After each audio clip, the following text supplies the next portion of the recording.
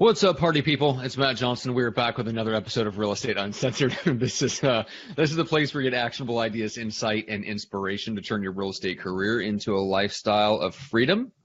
And we are talking about kind of a combination of things. Number one, we want to talk about focus, and we want to talk about how that impacts your marketing, and specifically tips and tactics and strategies and tricks and all kinds of things to stay on top of mind, and who are the right people that you want to put your focus into to staying on top of their mind. Smothering, Greg, smothering their mind.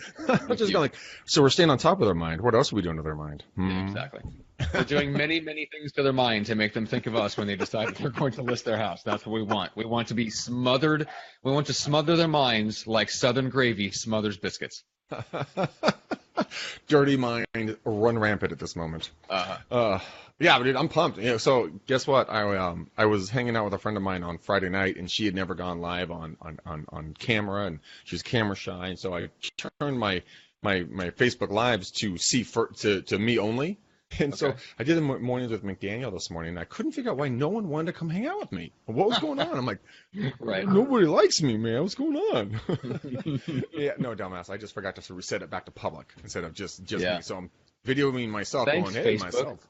Yeah, Yes. we love Thank you too. That's right. But I'm excited, man. You and I were talking off air.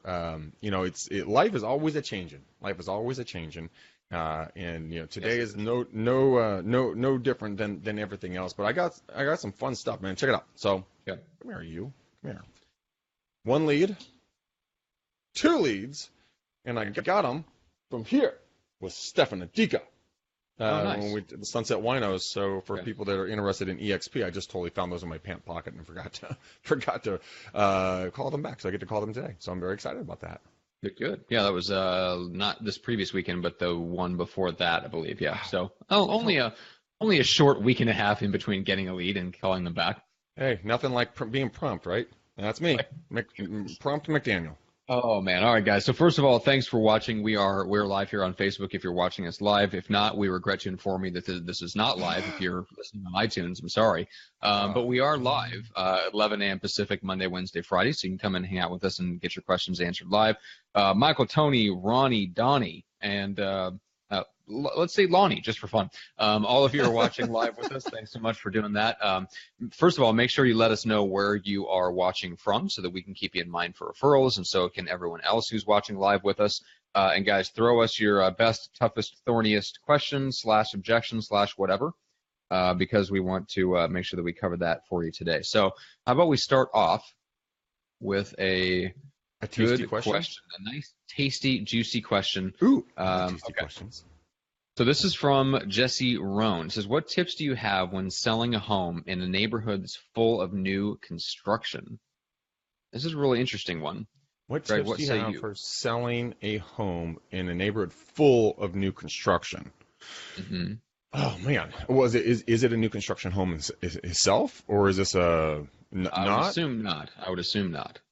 Okay, so tips. Well, I mean, I'd probably go and figure out what your competition is. I mean, I don't even know how to really answer that question. I would say probably go figure out what your competition is. Go figure out if you can go to the new construction, and if the people that are selling the new construction homes, they can only sell that product if the home buyer does not fit that new home construction. Say, hey, look, I'm a secondary option over here. Let all the people that would typically buy your product but can't, have them come my direction. Or if you sell out of your product, use me as a resource as well. You could potentially give them a referral fee for doing said action. I would do whatever they're not doing. And usually new construction people can only do a certain amount of things or certain actions to bring people in, or the home builder will actually do all the marketing for them. Mm-hmm. So see what you can do to either bring buyers to the new home construction people and take the buy side and sign them up and let them just go right on in. We had those 2 guys. Oh God, it was last year, maybe a year ago. That they were evil geniuses when what they did is, remember these guys? The 2 young guys that made $90,000 in 90 days, and all they did is just sign up new construction guys and just hand them off to the new construction people. Buyer lease to new construction people, yeah. Like, there you go. Pay me my money, bitch. Yeah. But I mean, I want to hear your thoughts. I'm honestly, I don't really know how to answer that question. Well, I think just going back to what I've been reading lately, which we'll get into that in a second, Yeah. but just been reading a lot, just some of the marketing classics and just driving the point home of how much you have to kind of just carve out a place for yourself in the market. And a lot of times you have to kind of do the opposite of whatever the leader is doing. So, and there's not a lot of detail on this question. So, but I just want to kind of go through what my thought process would be. So let's say that this is a house that I have to, it's an existing house. It's just in an area where they're also still building, right? So it's an established home. It's a resale. It's not new construction. I don't have any relationship with the builder. I don't have any secret advantages or anything like that. I just took a listing. I know the people. We listed their house. There's a bunch of new construction going on, no other elements. So, I mean, the main thing that I would do is, like you have to figure out what your competitive advantage is, right? So why should someone buy that home versus new construction, right? Well, new construction, you have to wait, right? You get to customize it, but you have to wait. So, I mean, my proposition would be, hey, live here in this brand new neighborhood, no waiting. Okay. So instant gratification. Instant gratification. Okay. You could amplify that. I mean, it depends on where the sellers are at, if they've already moved on. And I had this situation a while back where it was in kind of a relatively newer development, but they had already moved out, so their house is vacant, right? So you could play that up, or you could bring it in to where it was staged, and you could actually have the furniture available for sale. So you could literally no waiting. Right, if you want to move in, like literally, you can have that couch or something like partner up with a furniture company to actually roll up like a $2,000 or $3,000 or $5,000 furniture package into the house. So people can literally come in and just book, just sign the paperwork and move in, and it's literally move-in ready. So there's some fun stuff that you could do like that. I would also team up with the listing agents that have listings in the neighborhoods that are around there that are also kind of in similar situations, because you're all in the same boat, right? Where somebody can go 5 blocks away, 10 blocks away and get a new construction home if that's what they're looking for. Right. Let's team up and let's market this and do like a caravan of open homes, or do back to back kind of Glen Twiddle Australia style open homes with yours and others in that same general area that are all in the same boat. And let's play up the fact that all these are move-in ready. There's a bunch of that's kind of the way that I would think through that problem, is just what makes me different from the new construction. What do I have to offer that's different or better? And then how do I play that up and reach the people that might be receptive to that audience? Because the same person that walks in or goes through that neighborhood, drives through looking at new construction, you can flip them into buying a regular property just by driving the point home. Do you really want to wait 9 months for this to happen? Like, tell me where your life is going to be at in 9 months. Well, we're going to be in the middle of the school year. Well, there you go. This will be ready in 2 months, or this will be ready in 45 days.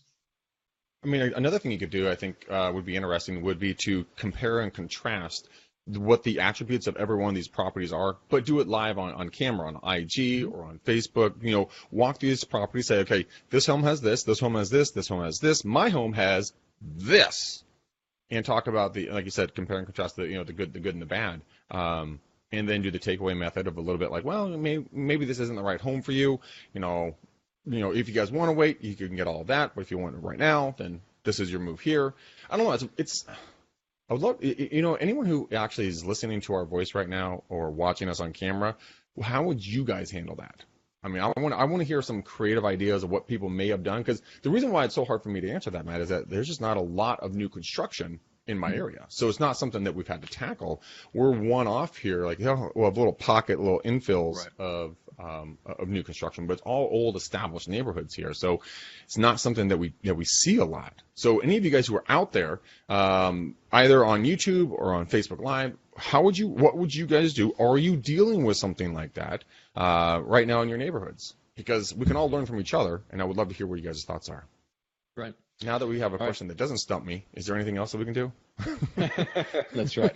Well, first of all, I just want to say briefly, hey, what's up to Tony in Vallejo? Donnie's in New Smyrna Beach, Florida. And then Matt Christopher points out a well-established and settled home that stands the test of time. That's one of the ways that you can kind of separate out your listing and present it as different. So I do like that. It's settled. It's well-established. Matt, guess who's here? What's up? Tiff Dizzle. Dude, Tiffany's my new co-host on the KGO show. She's right there. She's in Florida right now. Knuckles to you, girlfriend. You guys got to tune in. KGO 810 Talk Radio. She and I are starting our radio show. I would have invited Matt to do it, but he does not want to talk to the general public about real estate ever. Do not. And ever. I think that as you cheers yourself, cheers to me. No, I did. I just cheered myself with my Starbucks decaf. Absolutely. Awesome. I have zero interest in talking to the general public about real estate. If I had to sit on and listen to somebody talk about mortgage rates, I think I might shoot myself in the head. That's why Tiffany and I are stepping up. We'll take that one. Take one for the team, and we're gonna go out there and become international talking heads on radio with no cameras. No, there will be cameras because we're gonna do a live after show too. Anyways, I digress. Cool. But let's get back into our questions. Okay, so this one's from Michael Zavarella. Says, how do you feel about Saturday calling, Greg? Ever call? Oh, it's great, man. Yeah. Yeah. Well, no, I don't call on Saturday mornings. I've done calls in the afternoon, so I don't start anything until about 11 o'clock. Mm-hmm. Just out of courtesy, it is a Saturday. I mean, people want to rest. They want to get time with their families, that whole thing. So anywhere from like 11 to 12, I go all the way until you can go to 5 or 6. I mean, it really depends, but you'll probably get a lot more people home. Generally, we get about 40 to 60% of the people are going to be home, which the connection rate is fantastic. It's just, I mean, you got to be respectful of their time as well. I mean, be short and concise, get to the point, and get moving with life. But very, very good. I mean, Sundays are really good as well if you want to do calls. But on Sundays, what I generally do is I go from 1 to 5 or 1 to 4 if I was going to be doing calls, because that's the air quotes, okay time to call for real estate. That's what society says when it's okay. Oh, okay. Yeah. But yeah, I mean, when you were licensed, did you ever go out and do calls on the weekends as well, or did you only do calls on the weekdays? It's been such a long time. I feel like I did some calls on Saturdays. Yes. Like Saturday mornings to expire. 100%. And that's the whole thing. Like it's socially acceptable. Mm-hmm. Say what? Yeah, you did. I think we delayed there a little bit, but yeah. I think we're having a delay because I'm like, what? You're like, yes. Yeah. All right, so let's. So Saturday morning cold call is good for you, but nothing before 11. But that's kind of your own personal preference in the area that you live in. So yeah, play that by ear. I've done it. I know a lot of people that just don't care. Sunday morning is a little bit different, especially if you're in an area that's a little bit more church oriented. They probably are not, either they're not home or they're not expecting to hear from you before noon on a Sunday. But in the Midwest, where it's kind of balanced, I feel like anything, between noon and 4, like you said on Sunday, it works really well. Right. And Vicky is making fun of us right now, Matt. She's saying that we need to add more color to our spaces because our walls are bleak and bland. I'm like, thank you, Vicky. I appreciate the criticism. This is the law of kind focus. Of you. But I like my tan. Your focus should not be back Damn it. there. Yeah, it needs to be here. Damn it. Right. This is the main focus. But yes. Anyways, I digress. And I appreciate the criticism. Vicky is very nice of you. But Matt and I, we are actually thinking about I'm thinking about getting a step and repeat to put right here. I was actually looking at this today when you and I were off air, camera, we're getting ready. I've stepped it off. I've looked at it. I'm ready to get this thing up and running. Mm-hmm. It's definitely a guy thing. Yes, it is, Vicky. Yes, it is a guy thing. We just don't give a shit. Yeah, that is semi-true. Although I do have a couple of frame things that I maybe could put up. So we'll see. Okay. So Kirk Sanato asks, how do you get your probate and divorce leads, and are relationships with attorneys who handle these matters the best way? That is a very interesting question, because there are places to get leads. And we've had Matt from Rebo Gateway on the show before, and they do a great job of providing, divorce and probate leads and stuff like that. But the second part of that question, like, what's the best way? Like, are relationships with lawyers who handle those types of things the best way? I would have to say yes, because there's a relationship there. Yeah, 100%. I mean, that's where I would go, because I mean, these people have a want, need, or desire, and there's no real way, especially in California, for us to get those without talking to the attorneys. So, I mean, you can go out there and, go take an attorney to lunch. Try not to get sued in the meantime, because attorneys are scary as shit. I think there's a class in attorney school where it's like, we're going to make you sound really intelligent to make everybody else around you sound really, really stupid. and scare the crap Okay. out of you. Mm-hmm. Dude, Mm-hmm. guess who's here with us, Matt? Believe it's the twiddle. It is the Twiddle! He's like, the Twiddle? What the fuck is that? Oh, me, Glenn, yes. Well, guys, if you guys don't know Glenn Twiddle, go follow him. He's amazing. He is one hell of a coach and trainer down under. I didn't do that right, but I got close to it. Yeah, probate. I mean, just go talk to the attorneys. It'd be the easiest thing to do. Yeah, we did a great episode with Michael Young, who is in sort of your neck of the woods. He's up in Sausalito, I want to say, kind of across the bay from you. Yeah, I remember him. So Michael Young is, and he's got relationships with, I think, between 20 and 30 different lawyers that he's calling on a consistent basis, just asking, probing, building relationships, stuff like that.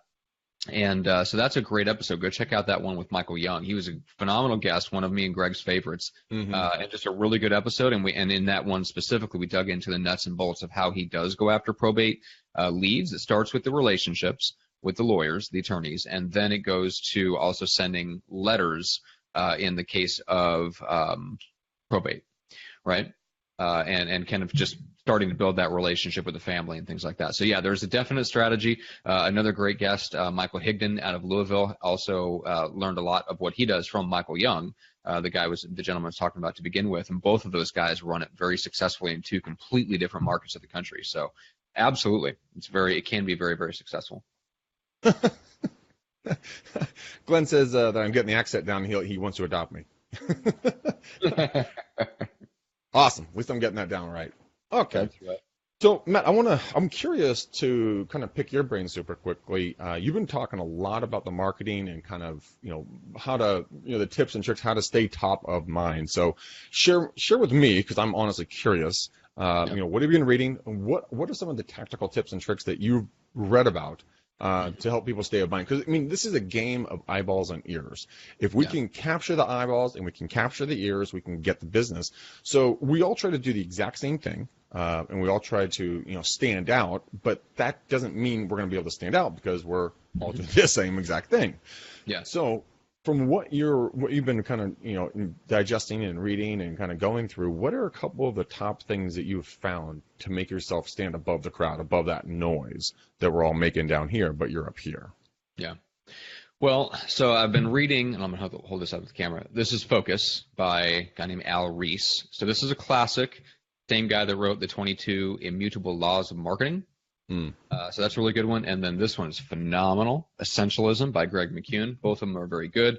Both of them have completely different, I would say, points or objectives, but the message ends up being the same, which is that it's extremely difficult for us as human beings to focus. It's also what makes most people who end up being successful, it ends up being a lot of the reason behind their success. And the way that this links up with like staying top of mind is that the problem is that we as service providers, we tend to not want to limit ourselves. Agents have this, everyone all the way over to like people in my world of like producing podcasts or, running a digital agency. Like nobody wants to be limited. Right. The problem is the essence of there's a great quote in one of his books that says the essence of marketing is narrowing your focus. Right. So you can't marketing doesn't mean like telling everybody hanging out your shingle and saying I do everything for everyone. And that's kind of what we've been trained to do in real estate is that, well, a real estate professional is someone who works with everyone, anyone, anywhere, all the time. And that may be true from the perspective of the National Association of Realtors. They would like us all to believe that. If we would like to be successful, we have to ignore their advice, sadly. Thank you, NAR. But yes, thank you. Yeah, yes. So the point of what I've been reading is that people have what's called a ladder in their mind, right? So if you drink pop or soda, as you might call it, pop. Yes, soda. So pop is called pop. Soda's called pop in the Midwest. Sorry, soda very Midwest of you. I know. It pops out every once in a while. So anyway, so they brought out in the book about how like we have this ladder in our mind, and if we drink soda a lot, we'll have like Coke and Pepsi, and you might have room for Mountain Dew. Hell, you might, if you drink a lot of soda, you might have room for 7 brands, but most people have room for 3. That's in something they care about and something they do every day. They said if it's something that's like occasional, but it's something we really care about, like the purchase of a car or a Rolex or something like that. Like if it's something that really like we strongly identify with, even if it's not something that we buy every day, we'll have room on that ladder for 2 or 3 brands, right? Everybody knows Rolex. If you, like Greg, you're a watch guy. You don't buy them all the time, but you're a fan. So you probably have a couple of other brands that I don't even know exist that are underneath the ladder of Rolex in your mind. Mm-hmm. Yeah, very much so. I mean, yeah. One that comes to mind right away is Petit Philippe. I mean, well, there you go. To me, that sounds like whoever won the last French Open in tennis. But sure, why not? Well, it's mainly like $100,000 to $500,000 to $1 million watch. So yeah. Oh, there you go. All right, so you got a couple of them laying around. I got it. You don't have to brag. Yeah, it's a Saturday watch. Yeah, exactly. It's Saturday watch. A Saturday watch. So anyway, so you've got a ladder in your mind. That ladder of watches goes a lot deeper than my ladder of watches, which begins and ends with my Citizen Echo Drive. I don't care about any other watch, right? So you've got a much deeper ladder. So most people, when they think of real estate, it's number one, it's occasional. It only comes around every 5 to 7 years. Right. And we don't care about it very deeply. It doesn't say much about who we are to work with a certain person, and it's very painful. It's not fun. And so most people have room on their ladder of real estate for one person. And that's the problem, is everybody knows somebody that's licensed, and it's not you, right? The odds are it's not you. Right. And so we have to be known for something else, right? So if the category of real estate is already taken, the answer is not to blend category. The answer is not to like go bigger. The answer is to go narrow. Okay. So if you can't be, if you can't be the realtor that they know, you have to be the listing specialist, or the person who helps first-time home buyers, or the person who specializes in homes in West Omaha versus your buddy who kind of works everywhere, but really kind of works over across the river, right? So you have to. Right. The answer is never to go bigger. That's their point. Is that they're like he brings out the point about how essentially Pepsi will never overtake Coke. It's just about impossible. Coke owns the category in the mind of the consumer. So the best place for Pepsi is to be the upstart, the drink of the young. Coke is the drink of the older crowd. Pepsi is the drink of the younger crowd. Guess what? With that positioning, Pepsi will never, ever, ever, ever overtake Coke. So we will never, for the most part, overtake the category of realtor in somebody's mind if they already know someone who has a family or a friend connection who is just a realtor. We have to go deeper. We have to narrow our focus and find something that we can stand for in the market that's different and unique and that matters to the people that we want to serve, right? So the answer is never to go wider. It's never to like go bigger. It's always to go small and narrow, if that makes sense. So it's finding something that we can hang our hat on. So riches are made in niches, essentially. That's what you're saying. Yep. I think a lot of us, we all do it wrong. And I'm right there along with everyone else. I mean, we always want to go big and, do all this other stuff. I mean, a lot of the guys like Dan Beer in San Diego, he's doing 30 or 40,000 postcards every single month. But see, the thing is that with him is that he's gone niche deep, just gone a much wider array. I think for a lot of the typical real estate agent. Yeah, you started small. We can't all starting at 30 to 40,000 postcards a month. That is go broke in 2 months. Oh my God. And then, oh my God, this real estate thing never worked out for me. Really? Well, it's because you did it wrong, stupid. But for you guys, so Matt Christopher says, I try to be the go-to guy. What bank, the best restaurant, the cool places to go, and the guy to get your house. That is one potential way to set yourself apart, is to be the go-to guy for the fun things to do in the area, right? It's a good way. That is a good way to kind of keep top of mind. I don't know that it's going to give you a definite competitive advantage when it comes to sitting across, in a listing presentation from somebody, but hopefully you have a good marketing plan to back that up. But it is a good way to stay in touch with people in the meantime. Yeah, 100%. I think being the go-to guy can be a value add and a detriment all at the exact same time, because, then are you going to be the person that they want to think about when it comes to real estate, or are you just the person they're going to think about when it comes to doing something cool in the area? If you define as the go-to guy or go-to gal, you need to say, hey, this is Greg McDaniel with EXP. We're going to be talking about X, Y, and Z today. Hey, thanks for talking with me today, guys. We talked about X, Y, and Z. Now, again, I'm Greg McDaniel with EXP. Yeah. And this is why it's so important to have two types of content, right? You've got content that's directly related to what you do, right? And then you've got content that's more general, right? Mm-hmm. So you've got content that basically narrows people down to where, hey, if they're watching this video, they care about real estate because this video is all about real estate. But then you've got the other videos about the cool things to do and the new development and the new store that's going in town and the interview with the coffee shop owner and all that stuff. Like we need that blend of those two types of contents. That's what really sets us apart and gives us like kind of that right blend to where we, number one, we're not talking about real estate all the time, which everyone hates. And number two, we're not talking about off topic all the time. So we never get known for actually doing what we do and being a good agent who's busy and successful at what we do, right? So that's why we need those two types of content. So it's easy to get like kind of hyper focused on one or the other. It's really the blend of the two that kind of positions us in the mind of the people that we want to stay top of mind, and it helps us occupy the right position in their mind. It isn't just, fun guy. It isn't just boring realtor. It's in the middle, fun realtor, right?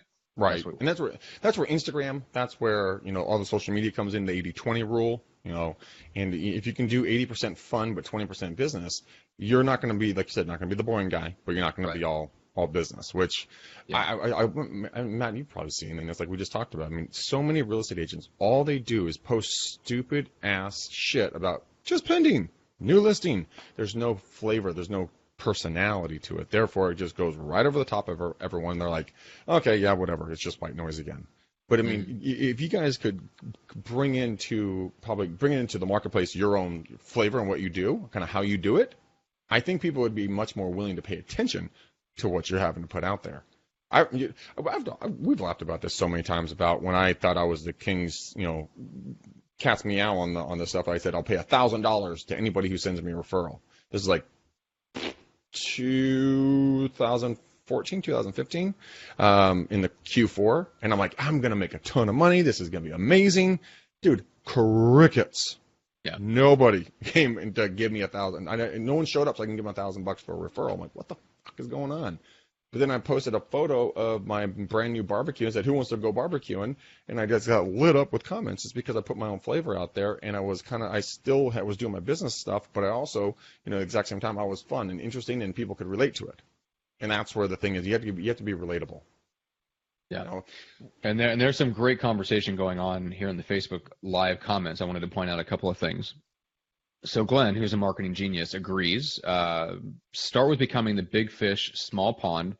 Start with 1,000 homes and make it your mission, all caps, mission, become the guy for those people. So I love that, which is exactly what we mentioned Dan Beer earlier. He's up to 32,000 postcards, or that's his farm area now that he sends postcards to. It started with 1,500, right?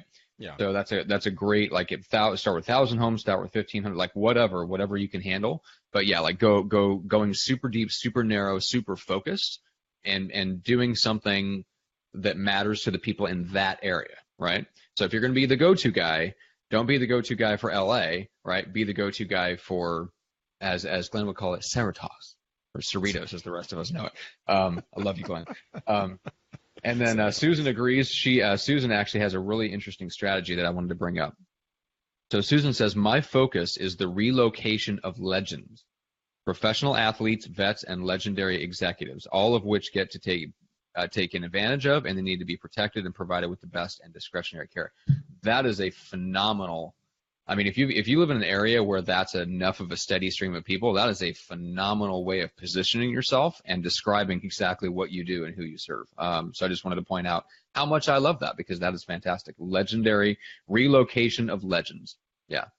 That would be, I mean, that's one of the things that Rod Watson actually is doing as well. He's focusing on basketball players and celebrities. And he's really doing a good job. He's working a lot more in the LA area, but he's found his niche. And it seems to be suiting him quite well. I mean, for all of you guys listening right now, do you guys have an idea of what your niche could be? I mean, is there anything out there that you're like, I'm really good at blank, right? Yeah. What would that be? Matt, let's put you on the spot. Right now, you're a real estate agent. We're going to drop you into San Diego. You have to make money in 60 days, or otherwise you're flat out of cash. What would be your niche right now? Go. Two things. Number one, open houses. I would master a small area, as small as I could get away with, and I would learn that area like the back of my hand. I would do open houses, everyone I could get my hands on. I'd do Glenn Twiddle's open house strategy, just back to back to back to back to back, Saturday, Sunday. I'd do them during the week. And then I would fill in my time with probably, for me, two things. Number one would be expired calls.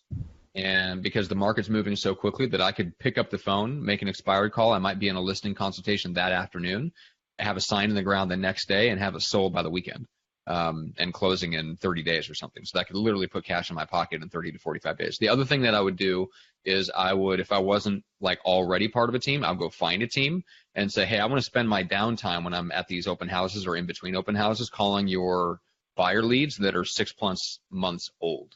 Right. Where might I obtain them? And that team would go, holy cow, you are manna from heaven. I will open up my Boomtown database to you, and feel free to call any of these people in our archive folder. And I know going in, none of their agents are going to call those people because they've all got people that are active and hot and whatnot. But those leads that are over 6 months old, there's a good portion of those that either are buying, they're out looking right now, or they're about to pop, and they need a call from somebody, and that person might as well be me. So anyway, that is my 2 cents on that. I like that. I would probably do the exact same thing. Or what I would do is I would do open houses and I would do doors. Those are the 2 things I do. But I would also, at the exact same time, I would go niche on social media, and I would dominate one platform that I felt the most comfortable on, and whichever one has the most eyeballs and most interaction. At this point, it'd be like Instagram with hyper-local hashtags, I think. Like Instagram stories. posts, Instagram stories, and then Instagram live. And I'd be sharing like every open house I do. And not about the open house, but just that I'm there, and then just whatever else I'm learning about the area while I'm there. Like, hey, how awesome this neighborhood is, and how close it is to this and that, and like there's this amazing coffee shop around the corner, and if you're a Starbucks fan, there's 37 Starbucks within walking distance of this house, and like just anything that I can get my hands on that I could do on Instagram and hyper local hashtag it. Yeah, I also do something along the lines of going to like a Neighborhood Scout. If you guys have never gone there, go to Neighborhood Scout. You can type in your zip code, and then you can actually get hyperlocal information that you don't have to make shit up. It's just going to be there. And there's sub markets in every master market, and you just run your mouse across it, and you'll be able to get good, usable data that you can sit there and riff on, and really have good conversations, both with, the people that you're out with. So when you're out door knocking, when you're walking, knocking, and talking, you can do a Facebook Live or Insta Live or a story about that area, so people can start learning about that area. Because soon as they see value in you, and then they'll start opening up their Rolodexes, if any of us are old enough to know what a Rolodex is. Matt, do you know what a Rolodex is? Have you ever seen a Rolodex? I think we covered this already. Isn't a Rolodex a watch? Yeah, so you're this close. But I mean, opening up your Rolodex to you because you brought value to them, and it's also it's educating you about the areas that you're working as well, so that when you're actually talking to someone, you can actually have real data you can talk about to these people. 100%. I don't think a lot of people even really think about going niche deep. They always think about going a mile wide. What are you laughing at? Yeah, well, many things. I was going to bring up Gail's comment about how she dominates Facebook and compliment her on that, and the fact that she's right, and we can talk about that in a second. Howard says, Rolodex, I know. So thank you, Howard. We're glad that you know what a Rolodex is. We're excited that we're also old enough to know what a Rolodex is. Yes. Shouldn't we? Is it something we should be proud of / anyway? Yes. I'm proud of it. All right, but anyway, so I was chuckling about that. And of course, Stefan, the rock star, Sunset Winos, is here watching with us. What's up, Stefan? Stefan Adika, what up, buddy? Right. It's really weird. Like we have, I think it's a manifestation of like a scarcity mindset. I really do. The idea that, if we go narrow, well, we're going to leave somebody out. Glenn makes a great point. Like, imagine if you were the person who served the legends. Even if people would not consider themselves a legend, they aspire to be taken care of by the person who takes care of legends, right? So let's say you're Rod Watson and you're moving around, celebrities and professional basketball players.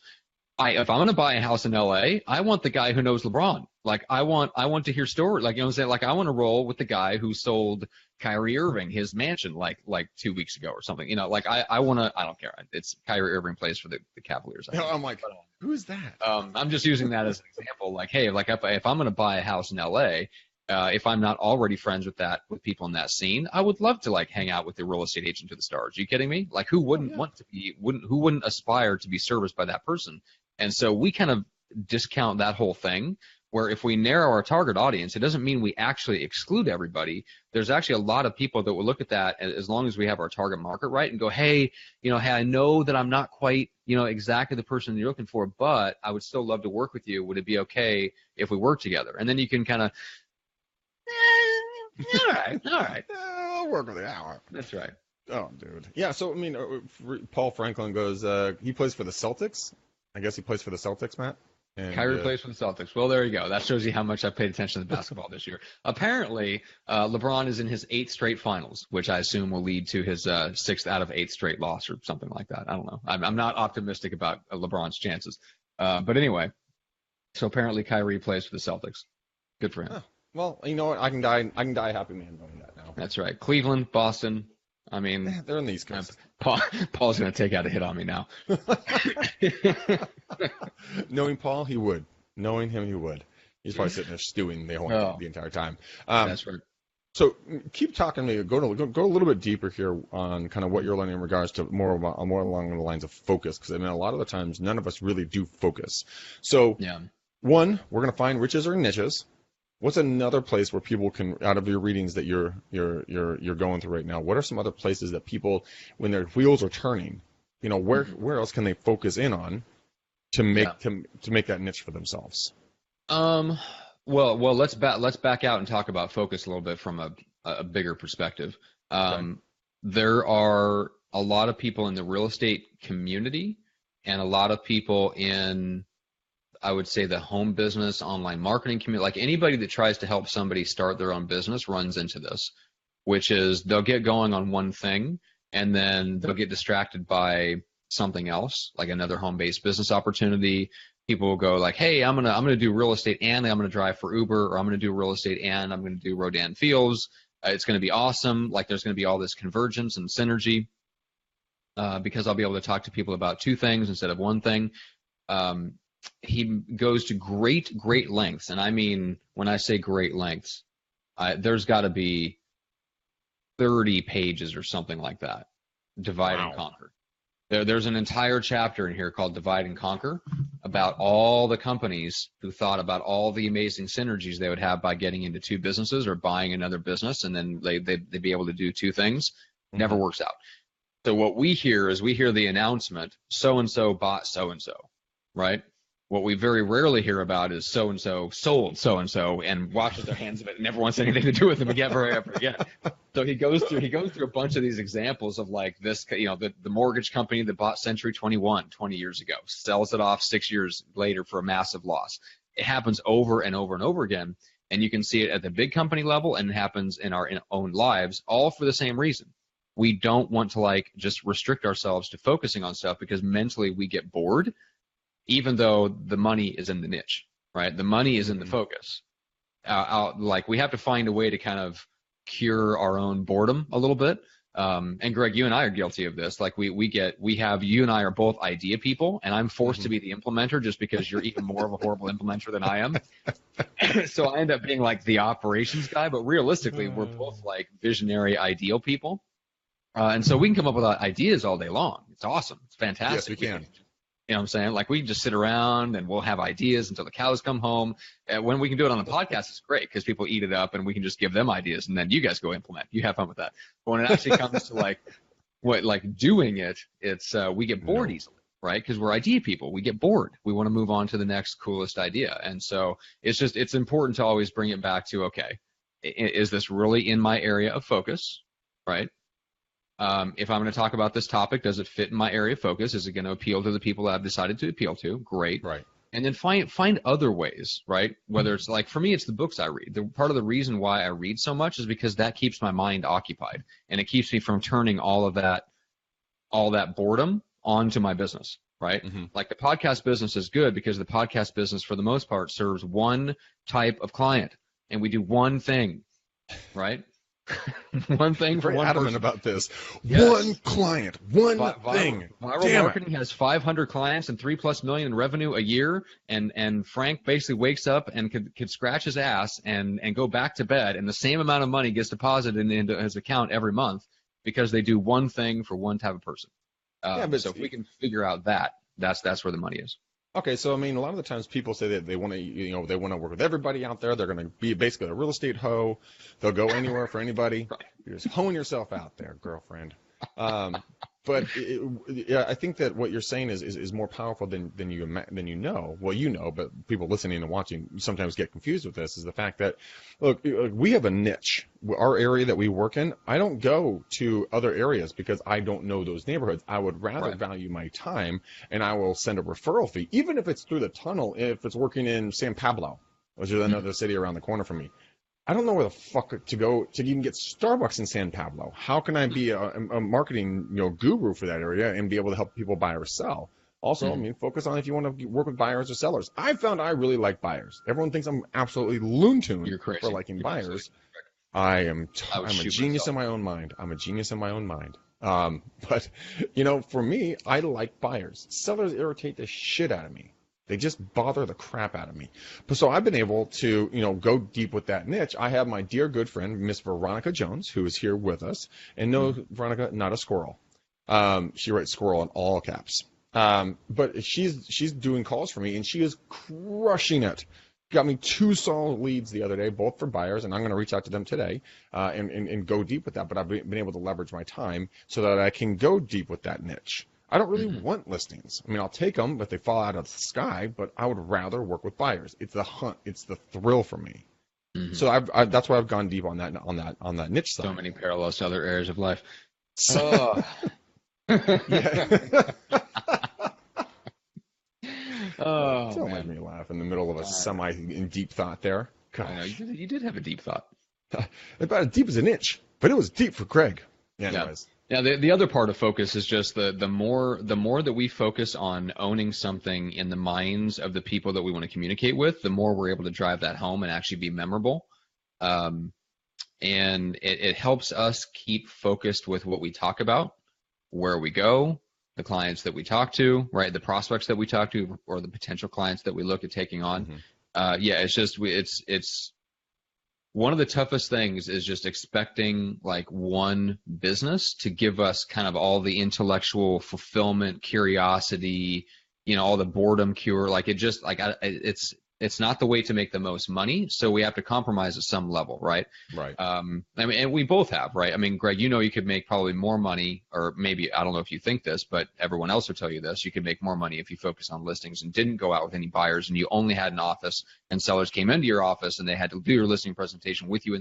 There's all kinds of ways that you could make more money if you wanted to do that. But you've chosen to kind of make a compromise in the middle where you have a business that is more fulfilling, more enjoyable, but doesn't quite make as much money as you theoretically could. We all do this, right? We all make these kind of compromises in terms of making a little bit less so that we have a business that we enjoy. And I don't think there's anything wrong with that. That's part of what the show is about. But we do have to recognize that at the extreme end, that can really keep us from moving forward in any direction very much. And that's where the money is made. It's made in taking massive action in one direction, being a hyper-focus on one thing, standing for one thing in the minds of the people that we serve, and hopefully serving one type of person, right? So go deep on first-time home buyers, go deep on home owners who are selling their home in West Omaha, like whatever it is, like figure out who that ideal person is and figure out what you can stand for in their mind, and just like pour the creativity into figuring out how to go deeper into the niche, not pouring the creativity into working with 17 different types of people and doing deals all over the place and like just working with everybody. Like there is a way to kind of get that to like scratch the creative itch. It just has to be channeled, if that makes sense. No, it makes total sense. And well, here in California, I mean, we make the same amount of money on either side, on buyer side or seller side. Right. I know that's different in Omaha and some other different states. Yeah, so for us here, I mean, we still make 2.5 to 3%. That's just what we make. So working with the buyer sides, for me, niching that out is where I'm happy. It's like, going on a first date with someone you like. It's like, it's exciting. It's fun. It's like the anticipation of something amazing that's going to take place. But you got to see if you have to have this energy together. And so that's, for me, that's why I like it. I mean, sometimes people say, listings are life, or buyers are liars, or whatever, saying that you want to come up with. I think that if you just stay true to who and what you are, I think that then your business will come in the way that you want it to show up, instead of trying to fit it into the square peg into the round hole, just because Bob or Stacy, tells you that that's the way you're supposed to do it. So like you said, Matt, be creative about what you're going to go out there and what you're going to do, and have fun with the process. But then also, like you said, make sure you're making the most amount of money for what you're willing to put in. And if you don't want to work 6-7 days a week, you want to work 4 days a week, okay, how do you want to spend those 4 days? And then maximize the use of those days. I don't know. We could go deep on this for quite a while, but I mean, no matter what, if you guys are listening or watching this right now, be true to you. Don't be true to Bob, that fucker. Bob from Remax, that son of a biscuit face. That guy. That's right. He's always imposing his thoughts on me. Poor Bob. Always a punching bag. All right. So let's look at another question here, and we'll send this puppy home.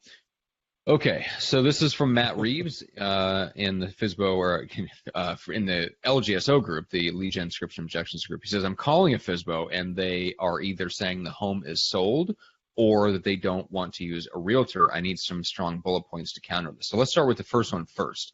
You pick up the phone, you call for sale by owner, they say the home is sold. Okay, congratulations. Sorry for wasting your time. Moving on. I mean, what do you want me to say? Home sold. Okay, I missed that boat. There's really no way around it. I mean, if the home's sold, the home's sold. And if you think they're full of shit, keep them online long enough, get onto, title company, get in the back there and just look it up and be like, that's what I was getting at. Yeah. Is if you think they're just giving you an excuse to get you off the phone, what the real root of that, and we've talked about it, Greg, before, is probably something in either the timing of your call, like you're calling too soon, or your tonality, your phrasing when you first jump on the line, right? Mm-hmm. So walk me through that real quick, and let's give someone the typical scenario. So Greg, be the typical agent who doesn't know how to make a FSBO call, and I will be I'll try not to beat you up too much, but I'll be a little bit. But, hi, Matt. Hi. Yes. Hey, Matt. It's Greg McDaniel with the McDaniel Callahan team. How are you today? I'm doing fine, man. What can I do for you? Oh man, I'm just doing some calls right now. Hey, did your home expire, or is it still in the market? No, it's sold. Thank you. We're all good here. Sold. Appreciate it. It's sold. Yes, that's right. Sold. If you could please go walk. I don't know if you have long legs, but I hope so, because I invite you to take a very long walk off a very short pier. I've been hearing that a lot today. A lot of people want my health, okay? So they're always asking me to, go walking and keep my health up. I appreciate your concern. Hey, question for you there, buddy. Was wondering if there was an opportunity I could come on over there and you and I can chitty chat super quick and see what I can do to help get your home sold. No, that sounds awful. I regret the conversation we're already having. And scene. Okay. Now, I'm just watching your face. You're like, the fuck is going on here? All right. So what did typical agent do wrong when first hopping on the line with a FSBO? Like, are they an excitable squirrel? Is that the deal? Is that how most people do FSBO calls? They're an excitable squirrel? Well, yeah, they're salesy to the point where salesy. Like, even if you ask them, hey, how are you today? Don't do that. That sounds awful. Hey, Matthew, how you doing? How was your weekend? Was it good? Oh, good. That's terrible. A good way to get something. Yeah, it's a horrible way. So don't be authentic.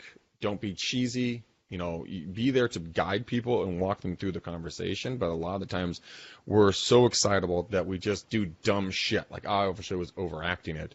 But we all come up with and say some dumb things because we don't know what else to say.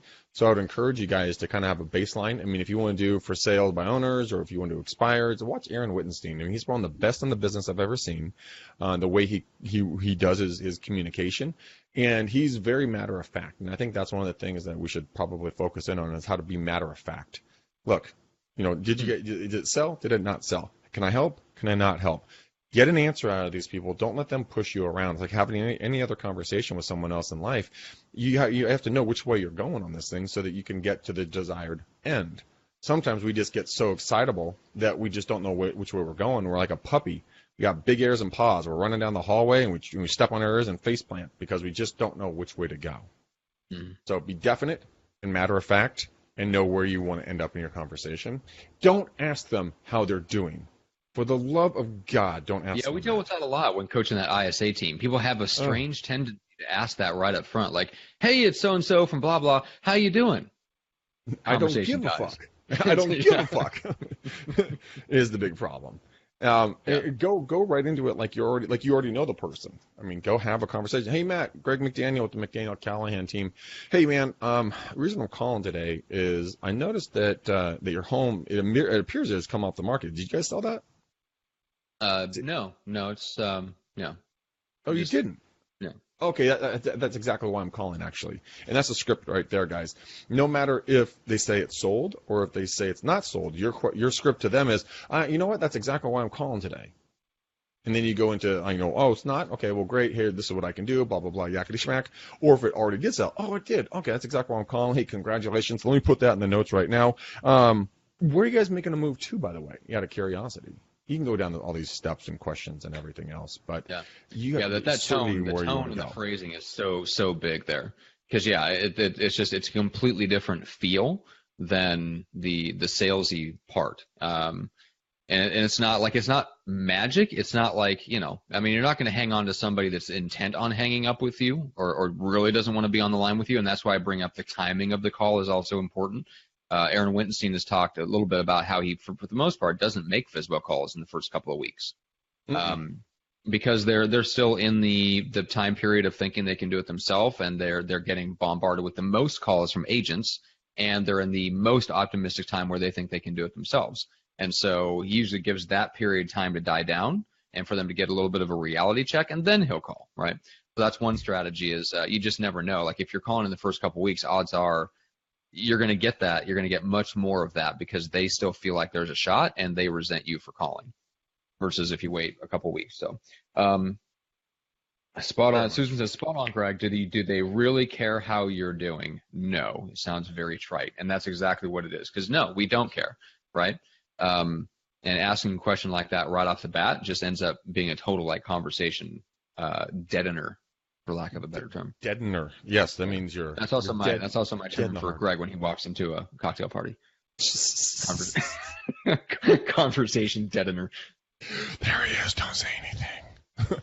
Oh my God. Out the back and go to the whiskey bar down the street.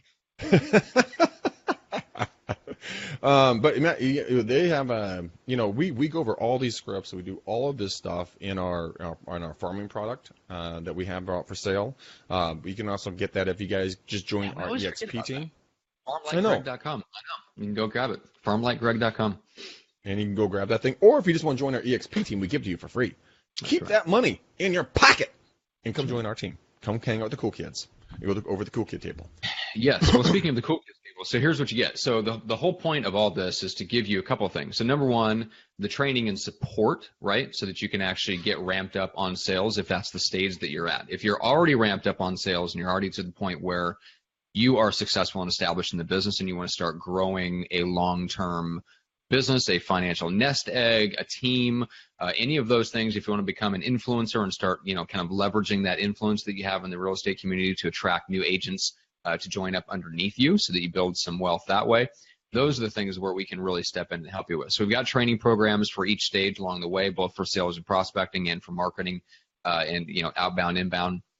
But where we can really help is if you're looking to become an influencer in your city, or an influencer in real estate in general, or if you already are an influencer and you have some influence in the market, we can help you monetize that by joining up and basically creating an environment where people can join up and partner with you from anywhere in the country, just like they can with us. So that's why I bring that up. There's all kinds of things that we can offer, but that is the gist of it. You get all of our training for free, all of Jeff Cohn's live stream training for free. You get Hank Aving's 36 to Life program for basically an admin fee. I mean, there's so much value, and it's all aimed at both making you successful and then helping you take the next step to being an influencer and monetizing your influence.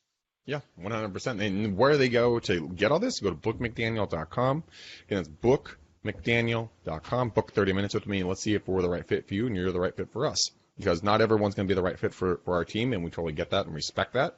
But you know what? If you guys are, do party on, Wayne, party on, Garth. Let's get this party started. But Matt, they can go to Book Johnson.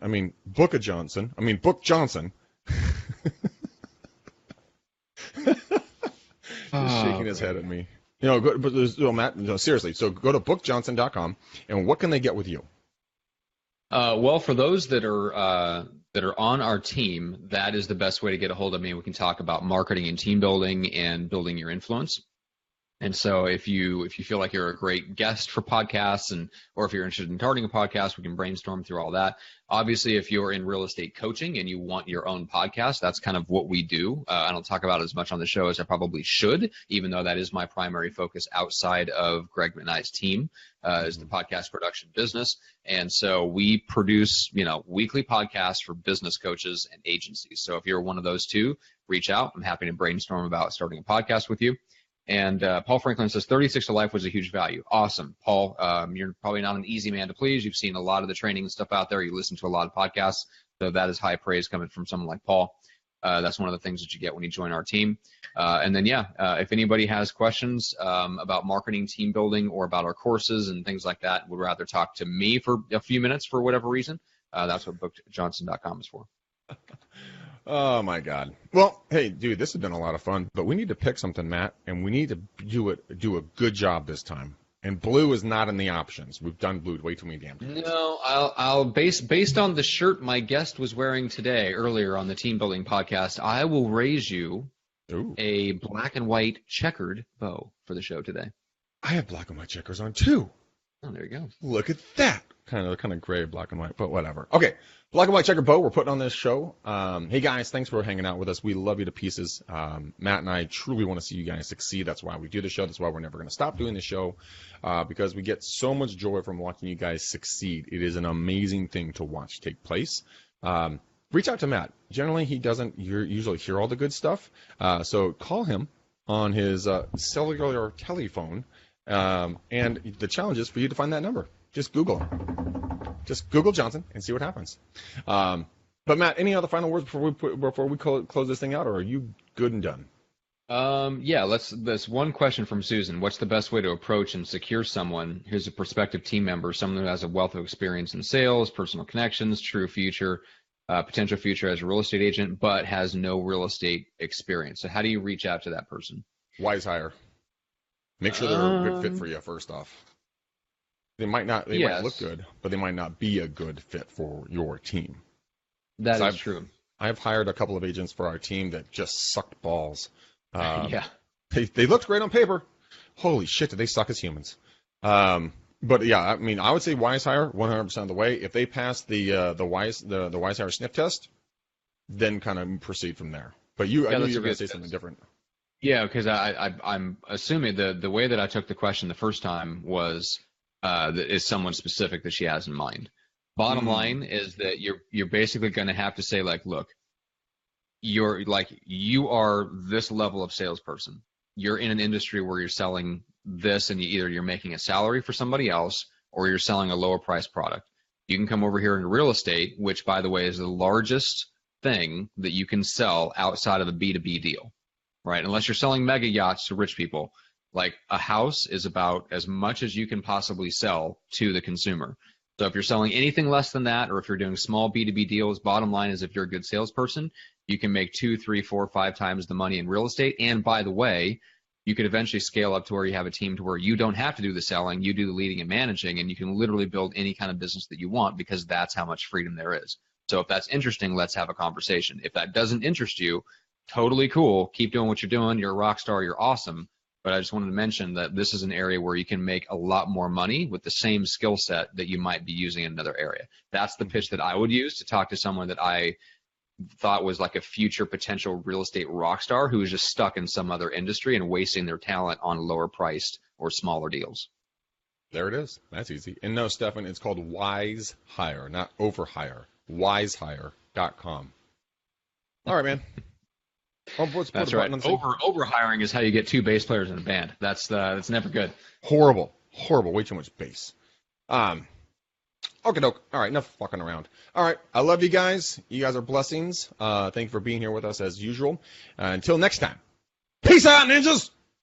We gone.